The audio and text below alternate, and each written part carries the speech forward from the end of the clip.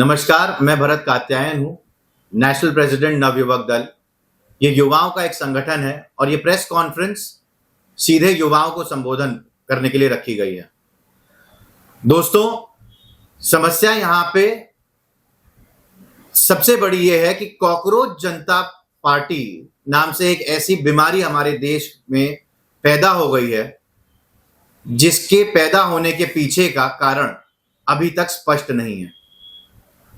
एक लड़का social media पे एक पेज चालू करता है और धीरे धीरे एक मौका परस्त की तरह ये देखता है कि नीट के एग्जाम से कुछ बच्चे आहत हैं और नीट के एग्जाम के उन बच्चों को अपने बांग्लादेश और नेपाल के टूल के तौर पर इस्तेमाल कर रहा है।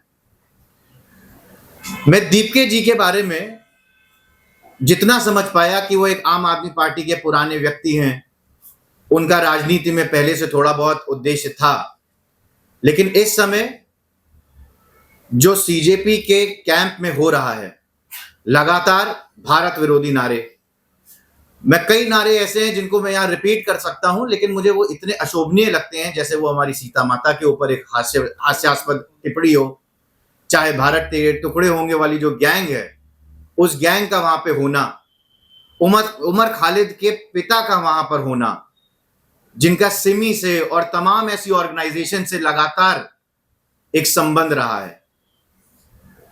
मेरे देश के युवाओं, आंखें खोलो, क्योंकि नीट की प्रक्रिया के अंदर मैं मानता हूं, मुझे भी उतना ही दुख है उन 20 बच्चों का जिन्होंने जान दी। किसी का भी गुजरना उतना ही दर्दनाक है, लेकिन आज देश नीट के पेपर के एजेंडा से आगे बढ़ चुका है। एजेंडा भारत को बांग्लादेश बनाने का है, एजेंडा भारत को नेपाल बनाने का है, एजेंडा भारत के हर एक उस बेसिक अंडरस्टैंडिंग को खत्म करने का है, जिससे एक ऐसा भारत जो विकसित भारत बन रहा था, उसे कैसे तोड़ा जाए। देखिए, मेरी अपनी खुद की पॉलिटिकल पार्टी है, मेरी खुद की आइडियोलॉजी है कि देश के युवाओं को आगे आना चाहिए, पर आज इस समय किसी राजनीतिक स्थिति से ज्यादा बड़ा हमारे लिए एक ही उत्तरदायित्व है कि हम भारत के लिए काम करें। भारत खतरे में है और भारत वाकई खतरे में है। ये कॉकरोच जनता पार्टी, क्या हमारे देश का युवा वाकई कॉकरोच है? क्या हमारे देश का युवा सच में उस कॉकरोच विचारधारा का है जिसको अपने लोगों का सम्मान करना नहीं आता, जिसको अपने धर्म का सम्मान करना नहीं आता? आज वहां कैंप में नारे लग रहे हैं, बस नाम रहेगा अल्लाह का। क्या है ये? वहां कैंप में सीता के ऊपर, प्रभु के ऊपर अलग अलग टाइप की टिप्पणियां हो रही हैं।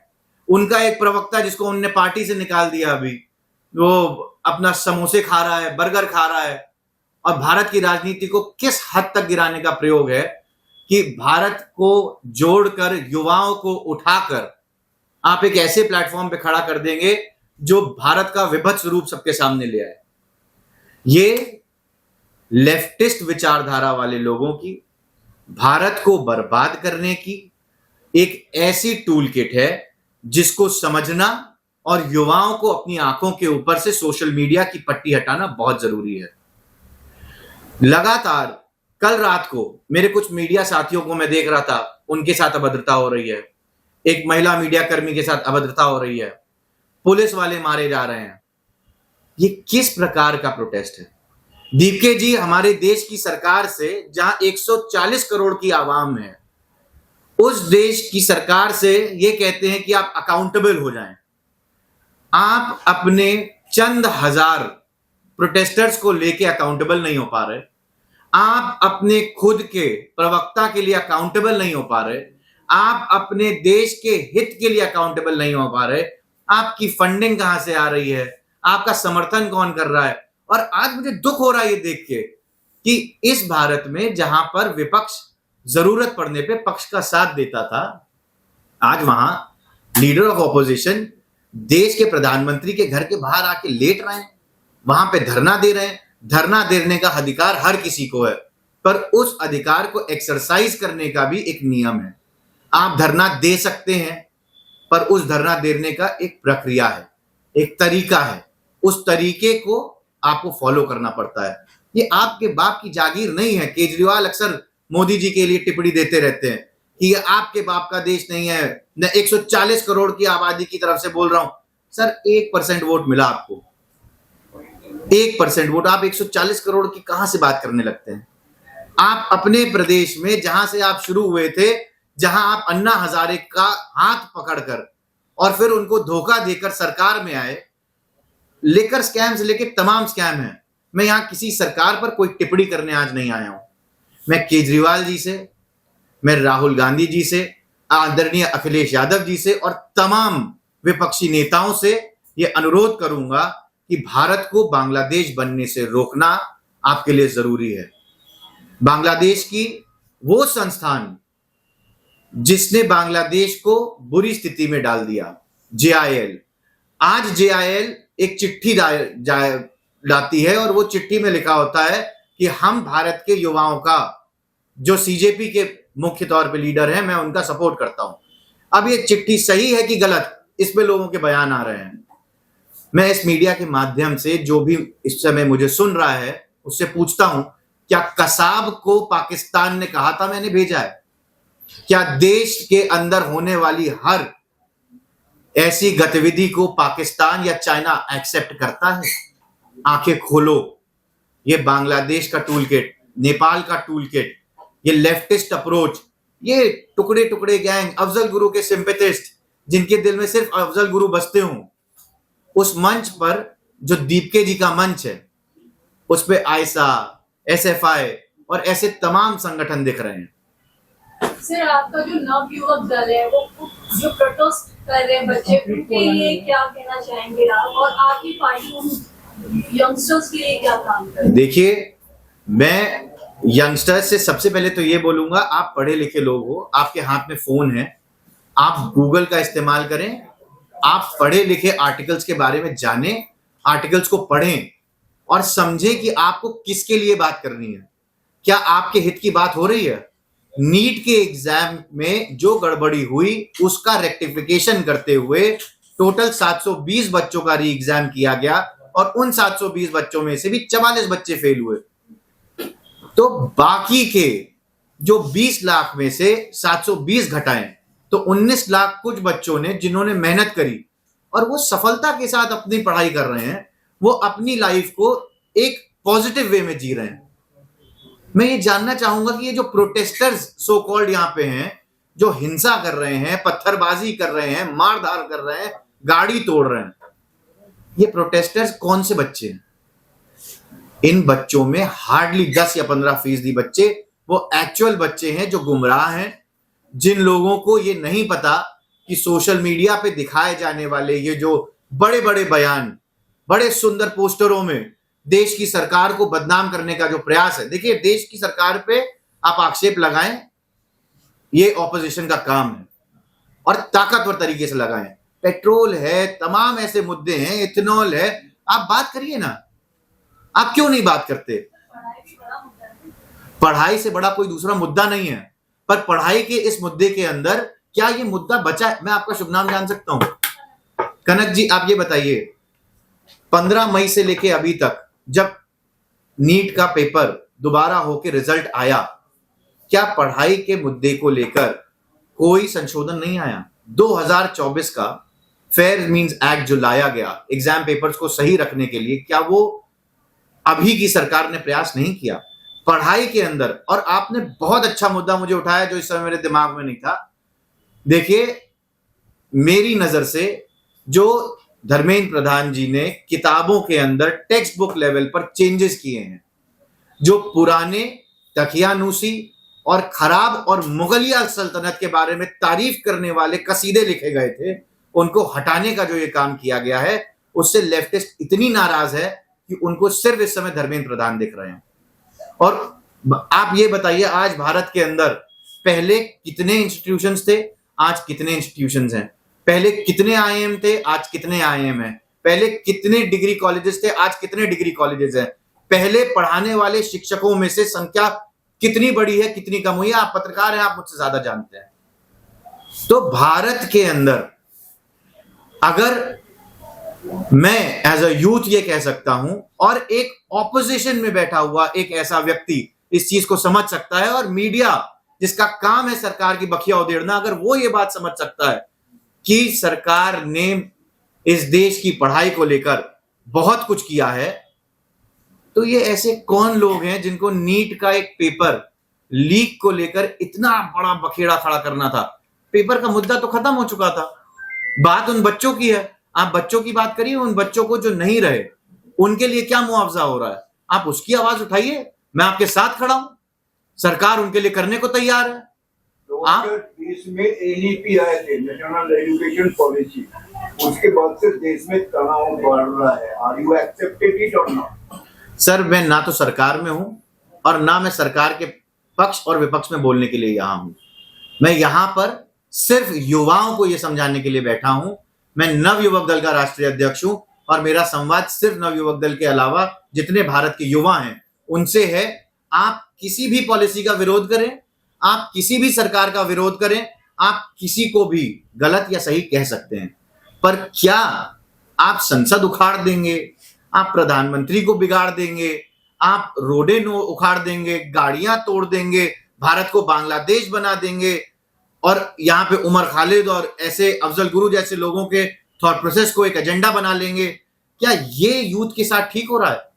क्या जो यूथ अपने आप को नीट और पेपर लीक से परेशान होकर सीजेपी से जोड़कर देख रहा था, आज उसको अपने आप के लिए कोई रास्ता नहीं दिख रहा। आज उस यूथ के पास कोई विजन, ऐसी कोई पार्टी का थॉट प्रोसेस नहीं है जो ये कह रहा हो कि तुम परेशान मत हो, मैं कर रहा हूं।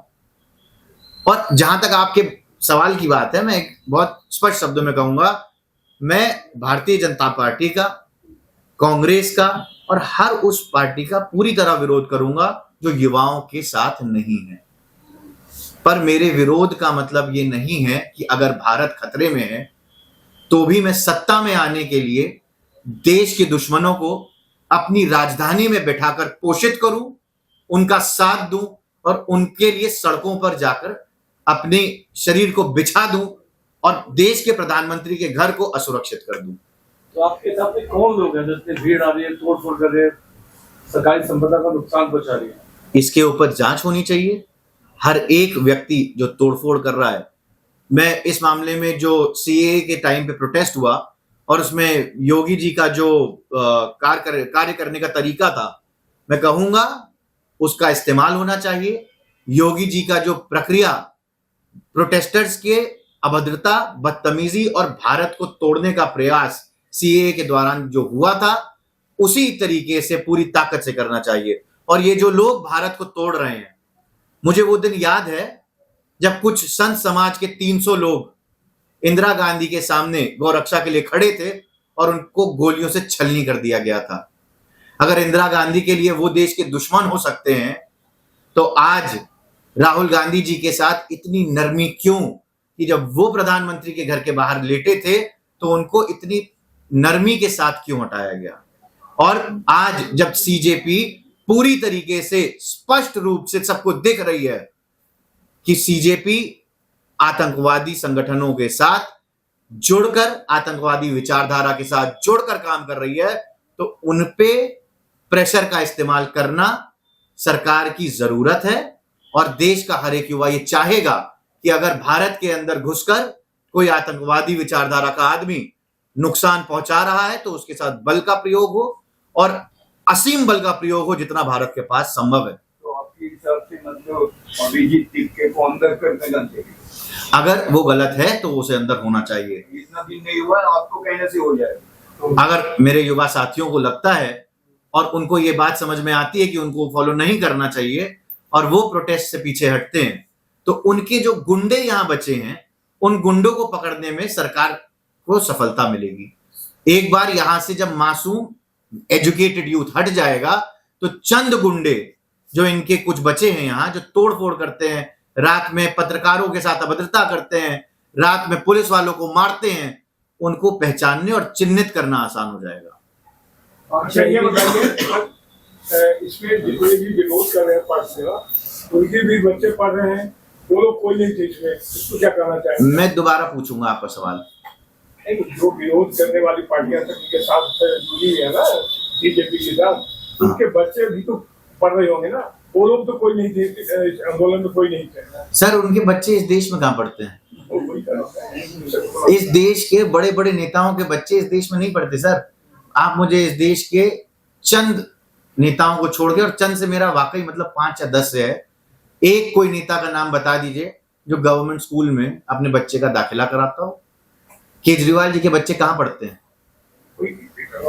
राहुल जी के बारे में सवाल पूछ नहीं सकता।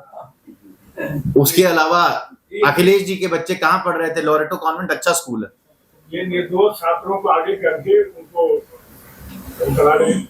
देखिए, निर्दोष छात्रों का इस्तेमाल करना पुरानी हरकत है। दीपके जी ने बोला आप अपने माताओं को भी लेकर आए। ये मैंने कई बार कश्मीर में देखा है होते हुए, जब महिलाओं को आगे किया जाता है। ये मैंने कई बार कश्मीर में देखा है। जैसे कल प्रोटेस्ट हो रहा था तो उसमें क्या कहते हैं, सीता माँ के बारे में बोला गया, प्रेमानंद महाराज के बारे में बोला गया, तो क्या लगता है कि ये कोई प्रोटेस्ट है या जानबूझकर प्रोटेस्ट को और अलग तरीके से भड़काया जा रहा है? इस पर आप क्या कहना चाहिए? देखिए, इसमें कहने वाली अब कोई बात बची नहीं है। सबको दिख चुका है कि वहां पे गाना गाया जाता है, नाम रहेगा अल्लाह का, अंत में या जो भी उनकी नज्म है वो भी पाकिस्तानी नज्म। इनको अल्लाह के ऊपर एक कोई भी हिंदुस्तानी नज्म नहीं मिली। ये इतने पाकिस्तान के डूबे और पाकिस्तान के चमचे और चेले हैं कि इन लोगों को पाकिस्तान के आगे कुछ नहीं दिखता। ये पाकिस्तान को प्रमोट करने के लिए हमारे देश में बैठे हैं, और हमारे देश का युवा अपने आप को जेंजी और ट्रेंडी बनाने के चक्कर में ये सोचता है कि वो एक बर्गर खाते हुए मूर्ख के पीछे शायद चलेगा तो कुछ बेहतर हो जाएगा। अच्छे आईपीएस अधिकारी बोल रहे हैं सर, आईपीएस अधिकारी जो जिनको चोट लगी, 114 115 पुलिस वालों को चोट लगी, एक 12 साल की बच्ची आज हॉस्पिटल में है। ये मुझे ये नहीं समझ में आता। ट्रक पे दीपके थे, मेट्रो स्टेशन पे वो विजयन जी थे। लाठी किसने खाई? चोट किसको लगी? उन स्टूडेंट्स को जो इनके पीछे वाकई में इनको लीडर समझ रहे थे। ये अकाउंटेबल होने का ड्रामा कर रहे थे। पूरी रात बैठे हैं और बैठकर इनके पास इतना समय नहीं है कि अपने मंच से जिसको इन्होंने साध रखा है उससे उतर के अपने लोगों के बीच जाएं और बोले भैया भद्रता मत करो। ये अकाउंटेबिलिटी की बात कर रहे हैं। नवयुवक दल इसमें क्या और क्या क्या कर सकते हैं? देखिए, मैं 26 तारीख तक इंतजार करूंगा। अगर 26 तारीख तक सीजेपी ने अपना रुख नहीं बदला, अगर सरकार ने कोई ठोस कदम इनके खिलाफ नहीं उठाया तो मैं 26 तारीख से अपनी तैयारी में लगूंगा। 29 तारीख को लखनऊ, जो कि मेरी कर्म भूमि है, मैं वहां से उत्तर प्रदेश की राजधानी से चलूंगा। अलग अलग जनपदों से अपने साथी युवाओं को जोड़ता हुआ वो पद यात्रा होगी, रेल यात्रा होगी, कौन सी यात्रा होगी इस पे निर्णय लूंगा। लेकिन ये बात तय है कि 29 तारीख को, 29 जुलाई को मैं दिल्ली के अंदर इस कॉकरोच जनता पार्टी के लिए काला हिट साबित होऊंगा। ये बात निश्चित है। तो अभी कितने लोगों का आपका संगठन है जी? मेरे संगठन में इस देश का हर एक वो युवा, अगर आप मुझे संख्या पूछ रहे हैं तो करीबन 40,173 मेरे रजिस्टर्ड मेरे साथी हैं। और अगर आप मुझसे पूछेंगे तो इस कमरे में, इस कक्ष में बैठा हर एक पत्रकार मेरा साथी है। हर वो आदमी, हर वो यूथ जिसको इस समय स्पष्ट दिख रहा है कि भारत के विरुद्ध है, हर एक वो संगठन मेरा साथी है जिसको इस समय ये दिख रहा है कि भारत को बचाना राजनीति से ज्यादा जरूरी है। मैं वही भरत कात्यायन हूं जिसने किसान आंदोलन के टाइम भाजपा का पुरजोर और पूरी ताकत के साथ विरोध किया था। आप ही मीडिया मित्रों ने मुझे पूरी तरीके से छापा था। आप ही मीडिया मित्रों ने मुझे अपने हर चैनल पर बुलाया था और मैंने हर पैनल में चीख चीख के कहा था कि भाजपा ने गलत कानून बनाया। पर आज जब सिचुएशन ये है कि देश के अंदर दुश्मन बैठे हैं तो सत्ता और सत्ता से ऊपर देश होता है। हमें देश बचाना है। सर, आपको नहीं लगता कि ये बड़े बड़े राजनीतिक लोग जो इनको समर्थन कर रहे हैं, इनके खिलाफ भी कार्रवाई होनी चाहिए? जैसे डिम्पल यादव, अखिलेश यादव, राहुल गांधी और ये तमाम बड़े बड़े मनीष सिसोदिया, केजरीवाल, आतिशी, मार्लिन, ये सब आ गए हैं उनके पक्ष में, उनको भड़का रहे हैं और युवाओं के ऊपर लाठीचार्ज हो रहा है और ये सब अपनी अपनी कोठियों में आराम कर रहे हैं। देखिए, ये जो बड़े बड़े नेता हैं, अभी आपने आतिशी जी का नाम लिया, उनके इतिहास के बारे में सब जानते हैं। मीडिया के माध्यम से मैं उस बात को दोहराऊंगा नहीं, किसी पर आक्षेप लगाना मुझे पसंद नहीं है, लेकिन उन्होंने किसके लिए क्षमा याचना, किसके लिए रिक्वेस्ट की थी कि उसको फांसी ना हो, ये भी सब जानते हैं। अखिलेश यादव जी की सरकार में, भारत के उत्तर प्रदेश के अंदर जब उनके पिताजी सरकार में थे, वो एक बहुत ही काबिल नेता थे, मैं मानता हूं, लेकिन उनकी सरकार में हर थाना अध्यक्ष एक यादव होता था, हर नियुक्ति में एक यादव का अधिकार था। तो ये लोग किस मुंह से युवाओं के लिए बोलने आ रहे हैं? इन्होंने युवाओं के लिए करा क्या है? अखिलेश यादव ने लैपटॉप और फोन बांटकर अगर ये सोचा वो युवाओं को अपने साथ कर लेंगे, तो ये शर्मनाक है। देश का युवा बिकाऊ नहीं है, वो भ्रमित हो सकता है, वो बिकाऊ नहीं है। और आप डिंपल यादव के अलावा और आपने जिनका भी नाम लिया, कौन सा ऐसा नेता है जिसने इस देश के किसी युवा संगठन को, किसी युवा व्यक्ति के लिए कोई एक कृत्य किया हो जो आगे आके मीडिया में कह सके मैंने युवाओं के लिए ये काम किया है? ऐसा कोई नहीं मिलेगा आपको।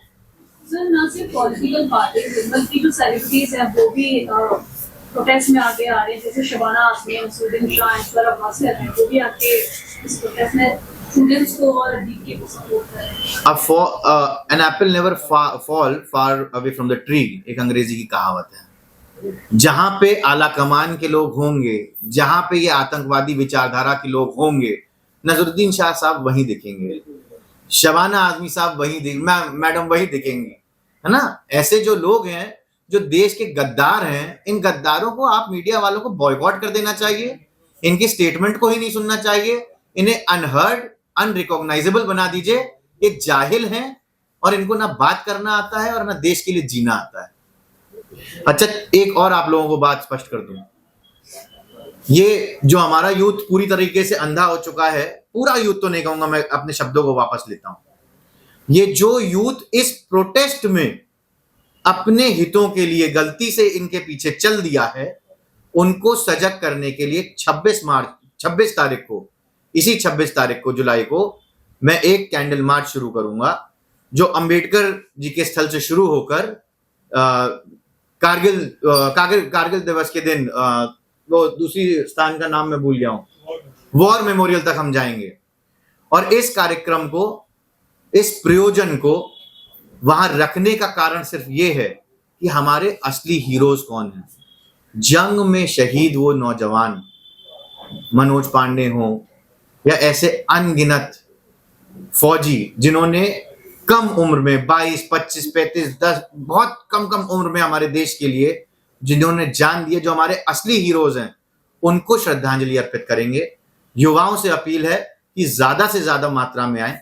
हर एक संगठन से अपील है कि अपने असली हीरोज को, अपने युवाओं को पहचानने के लिए और उनको याद दिलाने के लिए कृपया आगे आएं और 26 जुलाई की इस मार्च में हमारे साथ जुड़ें। तो भाई साहब, ये लखनऊ में होगी सर? नहीं सर, ये दिल्ली में होगी। ये पीछे जी, ये पीछे जो आपका अंबेडकर भवन है, वहां से लेके वॉर मेमोरियल तक। 29 तारीख को जो आपकी पदयात्रा स्टार्ट होने वाली है, उसके मुद्दे क्या रहेंगे, आपकी डिमांड्स क्या रहेंगी? सिर्फ एक डिमांड है मेरी ना मेरा कोई मुद्दा है। देखिए, मुद्दे किनके होते हैं? जिनको एजेंडा साबित करना है। मैं नव युवक दल का राष्ट्रीय अध्यक्ष हूं, मैं युवाओं के साथ खड़ा हूं, मैं यहां राजनीति के लिए नहीं बैठा हूं। मेरा सिर्फ एक मुद्दा है कि मुझे ये कॉकरोचों को साफ करना है। देश के दुश्मन देश के अंदर बैठे हैं, इनको देश से लात मार के भगाना है, और इसके लिए नवयुवक दल को जो करना पड़ेगा वो करेगी। ईंट भी मारेंगे क्या? देखिए, ईंट मारने का काम, हिट आप जी, काला हिट जरूर मारेंगे। काला हिट आप लोग हैं हमारे लिए। तो साहब, आपको जरूरत कहाँ महसूस हो रही है? आज जनता जो है, मैं समझता हूँ आपसे ज्यादा समझदार हो गई है। आज जनता ने सबको बायकॉट कर दिया है, चाहे केजरीवाल हो, चाहे राहुल गांधी हो, सब कर दिया। तो हमें समझ नहीं आ रहा आपको जरूरत कहाँ पड़ रही है। देखिए, आपने जो ये बात कही है बहुत जरूरी थी। अभी भी सोशल मीडिया पे ट्रेंडिंग जो आप रील्स देखेंगे, उस ट्रेंडिंग रील्स में अभी भी लोगों के इमोशंस किस तरीके से डेवलप किए जाए। देखिए सर, ये बहुत माइन्यूट, जैसे लश्कर-ए-तैयबा और ऐसे काम करते हैं ना, ये आतंकवादी संगठन ये ब्रेन वॉश कर रहे हैं हमारे युवाओं को, और ये धीमे धीमे ब्रेन वॉश करके नई फिर अपनी सेना खड़ी करेंगे। एक कसाब मर गया तो इसका मतलब ये नहीं कि दूसरा कसाब भारत के लिए नहीं तैयार हो रहा है। ये हर रोज हमारे भारत के लोगों को तैयार कर रहे हैं, और उन्हीं युवाओं को सजग करने के लिए हमारी ये प्रोटेस्ट, हमारा ये मार्च, हमारा आंदोलन इस देश के युवाओं को जगाने के लिए तैयार हो रहा है। आप सबको मैं धन्यवाद कहूंगा अपना समय देने के लिए।